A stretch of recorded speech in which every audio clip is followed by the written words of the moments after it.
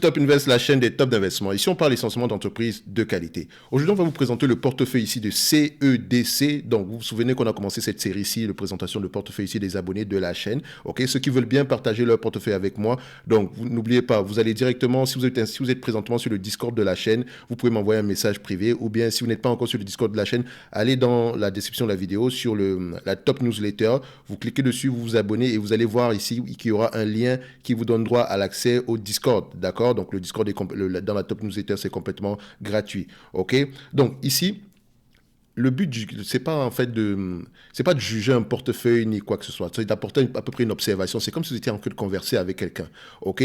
Donc, c'est sûr que je fais une vidéo ici, mais je ne veux en aucun cas me placer comme l'expert ou quoi que ce soit. D'accord? Donc, ici, ça ne veut pas dire que si une entreprise ici n'est pas intéressante, voilà, selon moi, tu vas vendre l'entreprise. Non, pas du tout, parce que je ne sais pas quel est le prix, ton prix d'acquisition, à quel moment tu l'as acheté, pourquoi est-ce que tu l'as acheté, quel est ton narratif derrière. Il y a beaucoup d'informations qu'on n'a pas. Donc, un portefeuille, c'est généralement très personnel et ça dépend également de vos objectifs. Parce qu'avant même de commencer à investir, vous devez avoir des objectifs qui sont chiffrés, d'accord, et déterminés dans le temps. Par exemple, un exemple simple, je vais avoir 1 million de dollars dans 15 ans par rapport, je vais avoir 1 million de dollars ici en termes de taille de portefeuille ici global, d'accord, et je me donne pour objectif 15 ans pour le faire. Maintenant, c'est bien, on a l'objectif, on a la durée à peu près, et maintenant, il va falloir prendre les mesures nécessaires, ok? Donc, c'est un exemple simple, hein. Je ne dis pas que c'est possible d'atteindre 1 million en 15 ans. De toute façon, c'est même pas impossible de toutes les façons, ok? Donc, là, on a le portefeuille de Véro. Donc, ici, je vais apporter mon observation par rapport au portefeuille de CEDC. Donc, on va directement ici, dans CEDC, ici, nous a proposé. Donc, premièrement, le portefeuille en lui-même, il est, voilà, quand on parle ici de segmentation, de diversification sectorielle, donc je n'ai pas la diversification ici par pays, mais je pense que c'est un PEA, donc il est très français ici, donc ça ne me dérange pas non plus, surtout si ces entreprises sont internationales. Ne vous inquiétez pas, les deux entreprises que vous voyez ici, je sais ce que vous dites déjà, surtout celle-ci, mais il m'a également mentionné qu'il était un tout petit peu joueur, donc il se rejette parfois le droit d'investir dans des trucs, dans des affaires comme des small caps, voilà, juste pour faire un coup vite fait, mais que ça ne représente pas une grosse partie de son portefeuille, d'accord? Donc, vous pouvez remarquer ici qu'il a Opium, il a un 240 € ici sur Opium, ok? Donc, c'est techniquement, vu que son portefeuille aura tendance à augmenter également en termes de valorisation, donc également en termes d'apport, il y a de fortes chances que cette ligne-ci reste uniquement stable, ok? Donc, en termes de segmentation, en termes de diversification ici, on se rend compte qu'il est très consommation discrétionnaire, énergie, matériaux. Donc, il faut vous dire ici que la consommation discrétionnelle, c'est un secteur qui va avoir tendance à souffrir en période d'inflation élevée. Donc, je pense qu'il est au courant également ici, mais ça dépend des entreprises que vous allez sélectionner parce qu'il faut sélectionner des entreprises qui, voilà, premièrement, gagnent de l'argent, qui n'ont pas énormément de dettes. D'accord? Donc, le reste ici, on peut voir que, bon, on a investi un tout petit peu partout. OK? Donc, c'est pas une critique ici. Voilà, en termes de, tu peux avoir 30% de ton portefeuille dans la consommation discrétionnaire. Maintenant, dans la consommation discrétionnaire, quelles entreprises tu vas peut-être retrouver à l'intérieur? Il y a d'excellentes entreprises dans la consommation discrétionnaire. Donc, c'est pas voilà, ça dépend du type d'entreprise que tu as à l'intérieur. Donc, de toutes les façons, il est assez bien diversifié ici. Maintenant, en termes de nombre d'entreprises, ici, il a à peu près 21 ou 22 entreprises en portefeuille. Je trouve que c'est limite, d'accord? C'est possible de suivre 22 entreprises, 21, mais voilà, je pense que tu gagnerais plus à te concentrer sur un nombre un tout petit peu moins élevé.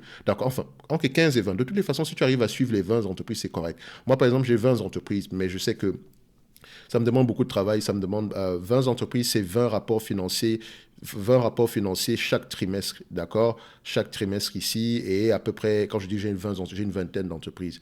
Donc, c'est chaque trimestre à lire un rapport financier ici. Donc, vous imaginez qu'un rapport financier, un conference call, ça peut prendre, le conference call dure au moins minimum 1h30. OK? Donc, 1 heure à 1h30, disons même 1 heure de temps. Lire 1 heure, conférence call, 1 heure, ça fait 2 heures de temps. 2 heures fois 20, ça fait à peu près 40 heures, d'accord? Trimestriellement, OK? Il faut le faire 4 fois minimum par an. Et je vous assure que 4 fois minimum par an, quand on fait 40 ici multiplié par 4, on est à peu près à 160 heures. Et encore, je ne compte pas les heures de recherche, voilà, pour répondre à une question qu'on s'est posée en lisant les rapports financiers, etc. Donc, je pense que 20 entreprises, ça demande beaucoup de suivi, d'accord? Ça demande beaucoup de suivi. Mais surtout, si vous connaissez 20 entreprises profondément ici, c'est moins difficile pour vous de les suivre. Donc, il faut faire attention. Il faut souvent apporter des nuances, d'accord? Donc, maintenant, si vous avez au-delà de 40, 50, 60 entreprises, franchement, 30 entreprises, vous ne pouvez pas les suivre. Il y a de fortes chances que vous ne lisiez pas vos rapports financiers. D'accord? Donc, ça, c'est pour la partie nombre d'entreprises, etc. Donc, il a 22 entreprises ici, mais je pense que les entreprises sur lesquelles il spécule un tout petit peu ici, parce qu'il a le droit de le faire, voilà. Je pense que ce n'est pas des choses où il va aller lire des rapports financiers ou quoi que ce soit. D'accord? Donc, maintenant, on va aller directement sur les différentes entreprises ici en portefeuille. Donc, on voit ici qu'il a un objectif de 100 000 euros, d'accord? Donc, je pense que ça, c'est l'outil Morning ici, c'est bien par rapport au chiffré des objectifs ici. Donc, c'est une bonne chose. Donc, on peut mettre ses objectifs. On peut avoir à peu près, voilà, concernant le potentiel de croissance, ça par contre, c'est par rapport aux dividendes. Ok, bon, bref, ça reste un outil mathématique, potentiel de croissance. Ouais, bon, on ne va pas trop accorder l'importance sur ces deux éléments-ci, d'accord, parce que je ne sais pas comment est-ce que c'est calculé, comment est-ce que c'est fait, mais je sais que ce sont des éléments, c'est très quantitatif et parfois vous pouvez avoir des entreprises qui sont intéressantes, même en étant dans le rouge, en fait. Donc, tout dépend peut-être du moment ou des choses comme ça. Et encore, si on calcule par rapport au bénéfice net ou au free cash flow, comment est-ce qu'on prend ce potentiel de croissance-là, voilà, ça, enfin, je parle de sûreté de dividende. Mais bref, je ne connais pas comment c'est calculé ici, peut-être qu'il y a quelque chose, parce que je pense ici, Seeking Alpha également fait la même chose, donc à la fin de la journée, voilà, on peut avoir à peu près le même calcul, ça ne dérange pas. Ça vous permet de filtrer rapidement les entreprises également ici. Mais voilà, vous devez aller c'est toujours bien d'aller regarder point par point et de vous poser des questions sur chacune de ces entreprises-là par rapport au potentiel de croissance du dividende, si c'est ça qui vous intéresse ou des choses comme ça. OK? Donc à peu près, voilà, on a à peu près ces informations-ci, mais moi je vais passer directement à ces niveaux-ci. Mais n'empêche que c'est un bon outil pour suivre vos différents investissements, voilà, facile à faire, etc. C'est très ludique, d'accord? Donc c'est pas une critique par rapport aux différentes données ici, non, pas du tout, d'accord? Donc c'est un outil, d'ailleurs même si vous voulez présenter votre portefeuille, je vous encourage vivement à le faire directement en utilisant l'outil Morning. J'ai pas de lien d'affilié, donc de toutes les façons ici, voilà, si ça vous intéresse, c'est toujours intéressant. Quand on vous présente quelque chose de gratuit ici, voilà, surtout à ces niveaux-ci, c'est toujours intéressant de soutenir également, ok? Donc pour ceux également qui veulent prendre l'abonnement en supplément ou quoi que ce soit, ça c'est à vous de voir présentement parce que je ne l'utilise pas du tout.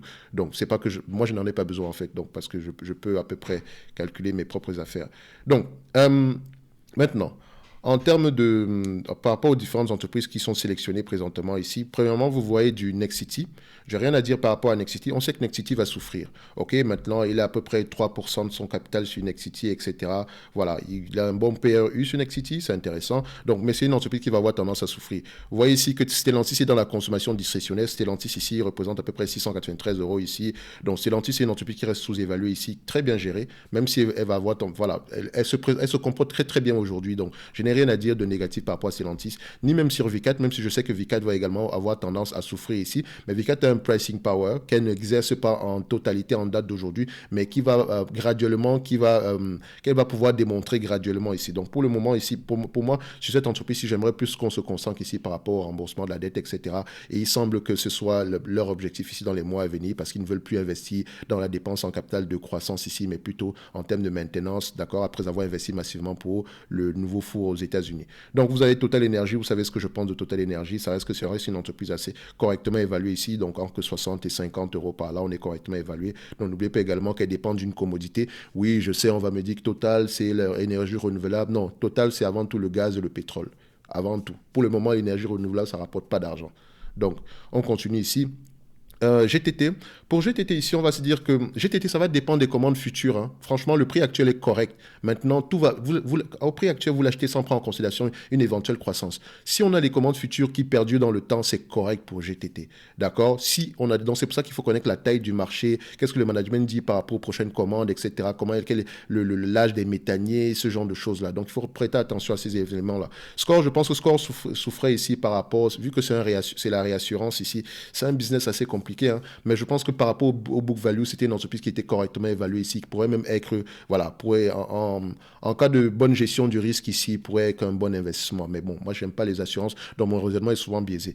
Oui, Orange, beaucoup de gens détestent Orange ici, mais Orange ici à pratiquer, je pense qu'ils ont beaucoup d'actifs cachés. Ils ont énormément d'actifs cachés. Par exemple, si vous allez voir ici les taux de télécommunications, ils prévoyaient vendre ça ici. Orange a des investissements ici en Afrique également. Orange a plusieurs entités. Par exemple, vous allez voir Orange en Belgique, en Pologne, ce genre de choses-là. Peut-être que ce sont des choses qui peuvent monnayer également, d'accord? Donc, n'oubliez pas, ils ont des actifs cachés à l'intérieur. Donc, ils peuvent monnayer cela. Également, ils ont eu à faire beaucoup d'investissements ici précédemment. En termes de gestion ici, voilà, vu que c'est l'État français étant dans le conseil d'administration, ce genre de choses-là, ils n'ont pas le même objectif ici. Est-ce que l'État français, est-ce que son but est de maximiser les profits pour les investisseurs? Je ne sais pas à la fin de la journée, même s'il est investisseur ici, c'est avant tout, c'est avant tout pour des raisons sociales ici. Ok, bon, peut-être également pour des raisons de sécurité, mais bon, ça m'étonnerait que l'État français soit investi dans toutes les entreprises, toutes les télécoms européennes, d'accord? Donc, Orange, je pense que la dernière fois qu'on a analysé la compagnie, je pense qu'on devait, c'était intéressant jusqu'au maximum 12 euros par là, mais également on savait que le PER payé ici, prenant en considération la dette, etc. Donc si elle continue à être bien gérée, elle pourrait proposer quelque chose d'assez intéressant ici. On pourrait regarder ça par rapport à l'outil FastGraft ici. Qu'est-ce que FastGraft dit par rapport à Orange, d'accord? C'est en termes de bénéfices net par action. Donc faites attention, il faut toujours aller les questionner ici. Les free cash flow, donc les operating cash flow auront tendance à être stables ici. Est-ce que les analystes ont souvent raison par rapport aux bénéfices nets? Vous voyez que c'est du 50-50, donc faites attention ici, c'est un business un peu difficile à, comment on dit ça, enfin, du point de vue de Orange, ici c'est un business, c'est un business ici assez difficile à les prévisions, c'est assez compliqué ici, d'accord? Donc, vous pouvez voir ici que n'empêche que si on s'attend, si on réalise ce qui est présentement attendu ici en 2025, on peut se dire que le 12 euros ici est facilement atteignable, mais de toutes les façons, au prix actuel, je ne pense pas qu'on surpaye à 10 fois les bénéfices, ok? Donc, ça peut être intéressant pour les dividendes, mais il faut absolument que notre compagnie continue à être bien gérée et qu'elle nous parle également de remboursement de la dette ici, ok? Également, monétisation des différents actifs. J'ai vu ici qu'elle voulait vendre Orange Bank, etc. C'est une bonne idée parce que je pense que, voilà, je sais pas pourquoi est-ce qu'elle s'encombre avec ce genre de choses-là. D'accord? On ne gère pas une banque comme on gérait une compagnie de télécom. C'est deux business complètement différents.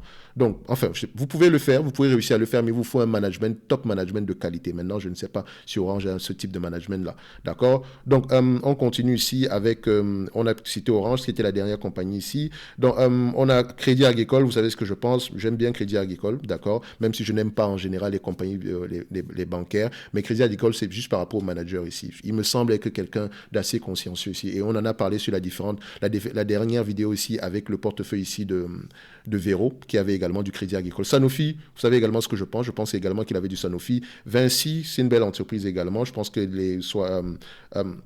la dernière fois que ça fait longtemps que je n'ai pas regardé Vinci, par exemple. Bon, du plan de vue quantitatif, bien sûr. Mais je pense que c'est une entreprise qui reste assez intéressante ici. Si on regarde ici par rapport aux prévisions attendues bénéfices nets, donc oui, il y a quelque chose d'intéressant à aller regarder ici. Je pense qu'elle reste toujours assez intéressante en date d'aujourd'hui. Elle continue à faire ses petites acquisitions tranquillement, ses petits investissements à gauche, à droite. Voilà, le dividende ici, il a l'air safe. Donc, je pense que Vinci également pourrait être assez intéressant d'ailleurs, mais il faudrait que je revienne dessus. Donc, après Vinci ici, on a Seb. Seb va avoir, c'est une belle entreprise, hein, mais on sait que c'est discrétionnaire. Voilà, vous savez qu'on va avoir tendance à souffrir ici à court terme, ok? C'est sûr qu'on est investi en Chine. La fermeture ici nous a pas fait du bien, mais il semble-t-il qu'on ait également un management qualitatif. Vous voyez, ça remonte même, ça m'étonne. Je n'ai pas regardé Seb depuis, mais vous savez que sur la chaîne, on aime Seb depuis très très longtemps ici. C'est une entreprise qui est intéressante. Si on arrive à atteindre les $10, les $10 l'action, les 10 euros l'action ici d'ici 2025, ça peut être assez intéressant. Mais est-ce que c'est un business facile à prévoir? Vous voyez que ce n'est pas évident. Ok, donc faites attention ici. Ok, donc c'est pas un business évident en termes de prévision. Voilà, il n'est pas facile de faire des prévisions sur ce genre de business-ci. Operating cash flow, ça parlait, mais bénéfices nets, c'est un peu complet, c'est un peu différent. Ok, donc quand on regarde au niveau des free cash flow également, ils ont tendance à avoir raison. Mais dans tous les cas de figure, je ne pense pas qu'on surpaye au prix actuel. Ok, ça reste une compagnie qui est également bien gérée. Donc LVMH, vous savez ce que je pense. Voilà, on va pas revenir dessus ici. Imeris. Je n'ai pas prêté attention par rapport à la pondération ou bien au prix de l'action. Hein. Je parle juste du jugement ici. Je juge uniquement les entreprises ici. Quand je dis je juge, j'observe uniquement du point de vue quantitatif, d'accord? C'est uniquement ça. Et la perception de valeur qu'on peut avoir sur le plan quantitatif. Donc, LVMH ici, c'est assez intéressant. Imeris, c'est également assez intéressant. Gerbet, je ne me rappelle pas bien de cette... Mais je sais qu'on l'a étudié. Est-ce que je l'avais également? Je pense qu'elle était assez bien gérée, si je ne me trompe pas. On peut aller regarder ça rapidement ici. Donc, c'est un business en termes de prévision. Oui, on a quelque chose d'assez correct ici. Bénéfice net, c'est peut-être pas assez évident. Mais on peut voir ici que Gerbet, même c'est $2,94 ici en 2025, en termes de free cash flow ici, on s'attend à voir du combien. Non, les free cash flow, il ne faut pas la regarder du point de vue free cash flow, il y a quelque chose ici. Donc, je pense qu'on devrait plutôt la regarder du point de vue bénéfice net ici. Mais ça veut dire ici que free cash flow, on investit massivement. Donc, dans tous les cas de figure ici, Gearbest, ça peut être assez intéressant également au prix actuel. Donc, c'est pas une... Voilà, ça reste... Je pense qu'il faut également prêter attention que les bénéfices nets ici par action diminuent depuis à peu près 2018 ici. Est-ce que 2018, donc il faudrait voir pourquoi est-ce que c'est le cas. Donc, en termes d'operating cash flow également, on a une baisse ici depuis à peu près 2019 par là. Donc, faites attention, la pandémie a peut-être été bénéfique ici, mais voilà, on est à peu près sur quelque chose ici qui devrait nous encourager à, voilà, à être un tout petit peu plus prudent. Enfin, quand je dis prudent, poser les bonnes questions, d'accord? Poser les bonnes questions.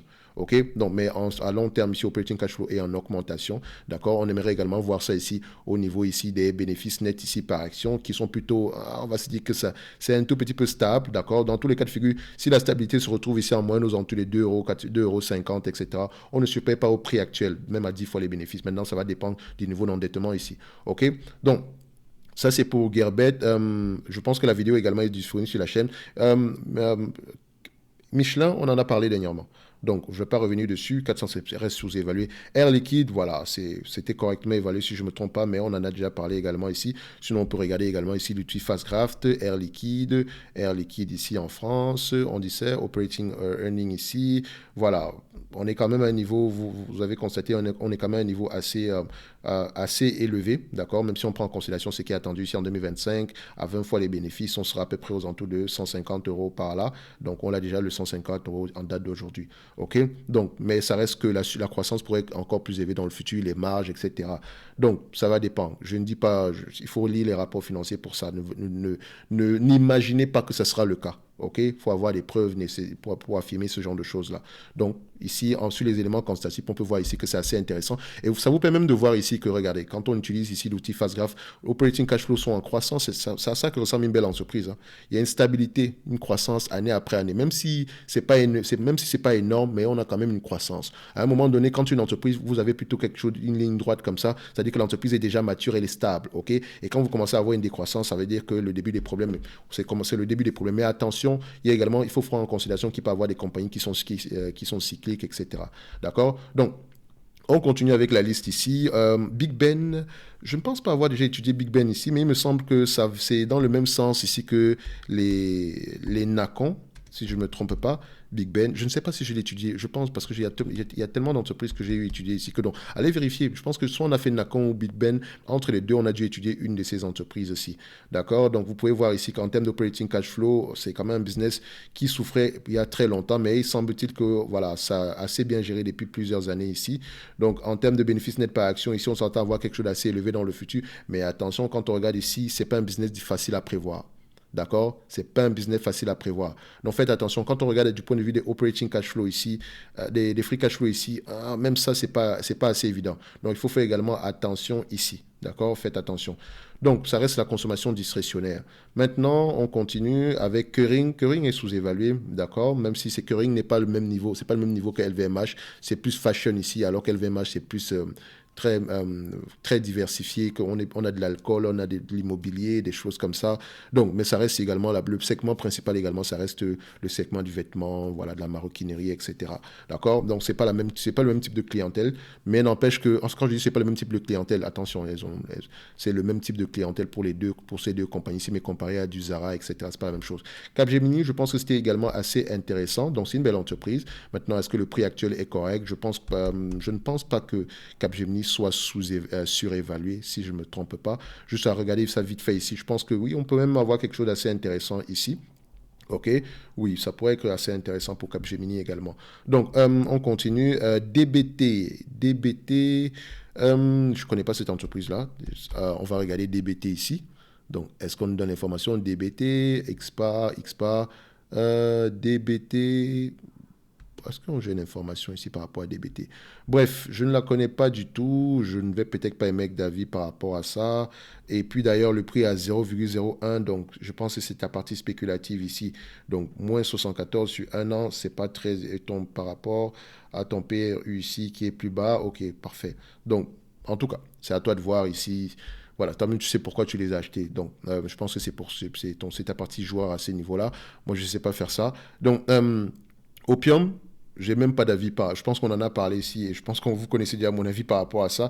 Il gagne pas d'argent, donc c'est la partie spéculative également ici. Donc j'ai déjà dit tout ce que j'avais dit dessus sur les vidéos précédentes concernant les entreprises comme les Opium, Visiomed, etc. Et je ne dis pas que Visiomed c'est une mauvaise entreprise, mais que pour le moment, elle n'a encore rien prouvé ici. Est-ce qu'on a même l'information par rapport à Visiomed ici? Visiomed, ça m'étonnerait. Oh, quand même, hein? Oh, FastGraph est devenu intéressant. Donc, on n'a même pas les données par rapport à Visionnet. Quand on regarde même les operating cash flow ici, bof, bof, et bof. Voilà, il n'y a rien du tout. Ok, bref, j'en ai déjà parlé ici maintenant. La dernière entreprise ici, c'est Ubisoft. Ubisoft, je vous ai dit, hein, c'est une énigme pour moi. C'est vraiment une énigme pour moi. Je pense que cette compagnie-ci est gérée pour le bien-être de l'actionnaire principal et non pour le bien-être des actionnaires ici. Parce que quand vous regardez Ubisoft, elle a des marges à la Activision, mais on ne voit pas de cash. Il n'y a pas de cash, on ne voit pas d'argent, on ne voit rien du tout. OK? On ne voit rien du tout. OK? Operating cash flow, vous allez voir, c'est croissant, etc. En free cash flow, inexistant parce que la dépense en capital est tout simplement élevée. Et encore même, il ne faut même pas regarder les free cash flow ici parce qu'elle calcule ses free cash flow d'une certaine façon alors que réellement, elle n'a pas de free cash flow. Et quand on regarde les bénéfices nets ici, regardez, c'est rien du tout. Maintenant, combien est-ce que je pense que pour l'évaluer ici, il faut prendre en considération la valeur d'entreprise sur le revenu ici et se dire par exemple ici c'est peut-être la propriété ici intellectuelle des différents titres qu'elle a comme les Assassin's Creed, ce genre de choses là. Mais bref, moi je sais pas comment on va évaluer ce genre de choses là, mais bon, j'ai essayé de l'évaluer ici Ubisoft, mais en termes de management, je sais pas une entreprise qui va m'intéresser ici parce que le management ici ne m'inspire pas confiance. Même si c'est un management familial, mais je pense qu'ils gèrent cette entreprise ici pour leur bien-être et non pour le bien-être des actionnaires ici que nous sommes. Ok, même si je ne suis pas investi, si je me considère comme actionnaire, d'accord. Pour la plupart des entreprises ici, voilà, ça reste un portefeuille assez intéressant. Donc, il y a pas j'ai pas de critique négative, j'ai pas quelque chose de négatif à dire par rapport à ces entreprises-là. La plupart de ces entreprises ont des prix assez intéressants en date d'aujourd'hui. Et si c'est vraiment un portefeuille à long terme ici, je pense qu'il faudrait plus se concentrer sur voilà. Par exemple, s'il fallait, Big Ben, par exemple, sera peut-être, s'il fallait que je choisisse pas uniquement parmi toutes ces entreprises-ci, par exemple, je te donne, je vais qu'est-ce que je ne vais pas garder? Je ne vais pas garder, par exemple, Big Ben, ok? Ça, je ne garderai pas DBT, Ubisoft et, comment on appelle ça, et Opium dehors, d'accord? Sinon, pour le reste, ça ne me dérangerait pas de les gérer. Les entreprises sur lesquelles j'aurais peut-être ajouté peut-être celles qui sont sous-évaluées en date d'aujourd'hui, extrêmement sous-évaluées, comme par exemple les Stellantis, les Crédits Agricoles, les Vinci, voilà, les Imeris également, Michelin, mais je sais que ça reste de la consommation discrétionnaire ici. Mais bon, ça reste un portefeuille assez intéressant ici, d'accord? C'est un portefeuille assez intéressant. Donc, ce n'est que mon point de vue ici. Je me réserve également le droit de me tromper. Et comme je le dis toujours ici, pour ceux qui veulent qu'on analyse également leur portefeuille, en description de la vidéo ici, ok, vous avez le lien vers la Top Newsletter ainsi que le service Top Premium. Donc, c'est également pour vous un moyen de soutenir la chaîne dans le service Top Premium où je présente généralement 2 entreprises sous-évaluées chaque mois ici du point de vue qualitatif. Donc, je lis les conférences calls, je lis les rapports financiers, j'écoute les conférences calls et je vous donne mon avis sur une entreprise ici. Et en plus, en supplément de ça, j'effectue le suivi, d'accord? Et on débat. Ça ne veut pas dire qu'on prend, on achète. Donc, vous allez regarder l'entreprise en question et on en parle entre nous. Ok, vous pouvez également demander des analyses quantitatives comme celles qu'on a l'habitude de faire ici et je prendrai vos messages, enfin, je répondrai en priorité à vos messages. Et vous savez qu'actuellement, on a beaucoup de demandes à ce niveau-là. Donc, sinon, pour le reste, un like, un abonnement, ça fait toujours plaisir. Et comme je l'ai dit ici, le portefeuille de SEDC ici, c'est un portefeuille assez correct ici. Moi, j'ai rien à dire de négatif par rapport à ça. Donc, ça reste que la plupart des entreprises ici sont intéressantes. Ok? Donc, on va se donner rendez-vous sur la prochaine vidéo et d'ici là, portez-vous bien. Merci.